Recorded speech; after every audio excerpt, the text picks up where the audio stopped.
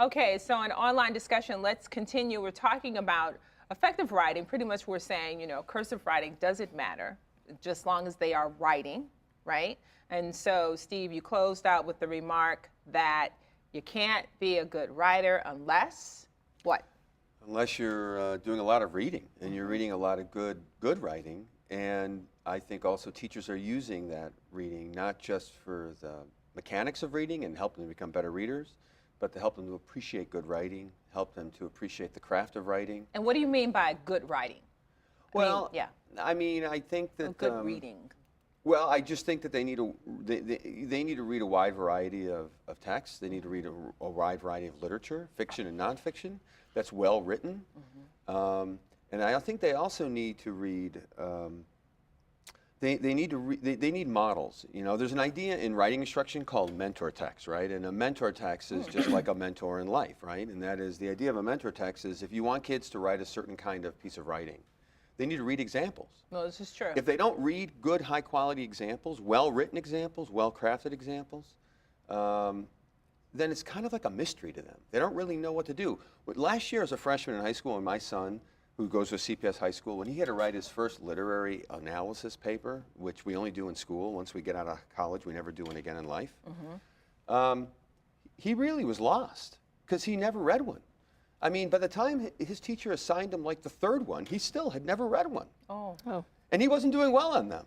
And so I went online and I found him 3 examples online. One of them was even annotated to show the different parts of a well-written literary analysis. Did you share that with the teachers so they could use it next year? I did. Well, I suggested it. In fact, I suggested it to one of his teachers this year, and she actually, in a different class, and she posted an example of a paper they have to do online.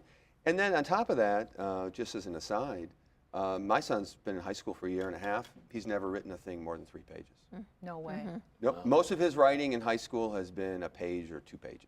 Do you think that we're not doing ourselves a favor as far as just society, right, across the scope? We look at society and culture development. Are we disabling ourselves by not encouraging that writing? I think we are. I think, from the teacher's perspective, your son's teacher probably has 5 classes of 25 students. 125 kids. And every time she or he assigns something, they have to read them. I mean, they want to read them. So I do think that there's something to supporting teachers and having writing teachers have less students to work with.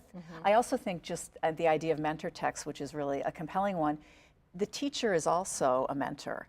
And students can read books and admire them, but they also can watch their teachers think and write as they watch. And that's a really powerful model for them. So they can see how an adult writer gets it from here to here, and can, Lucy Calkins' word, start to learning to approximate that. Well, as we close out our online discussion, what are some ways that parents can help reinforce writing skills at home? I think it goes back to the reading. Get their kids to stop watching everything on television and actually put a book in front of them, and make it, critically based. Don't make it the same book or the same art. Give them a variety of things to read. That way now, all of a sudden, their mind is building, so now they can write about more topics. But it needs to be a variety of things to read, not just one thing. All right, in addition to reading, what else? They've got to write. My mother used to make us read books and do book reports over the summer. And I'd be like, really? are you serious? Wow. But then when the school year started, and I didn't have to do that book report, I'd be She like, was the only person like, I'm glad summer's over. No, I love to read. I learned to, love reading and learn to love writing through my mom and through really great language arts teachers. But parents have to reinforce, all those principles that the kids are learning in school. So the kid can write all day at school, and then they go home and sit in front of the computer or watch the TV all day. That's going to be, debunked.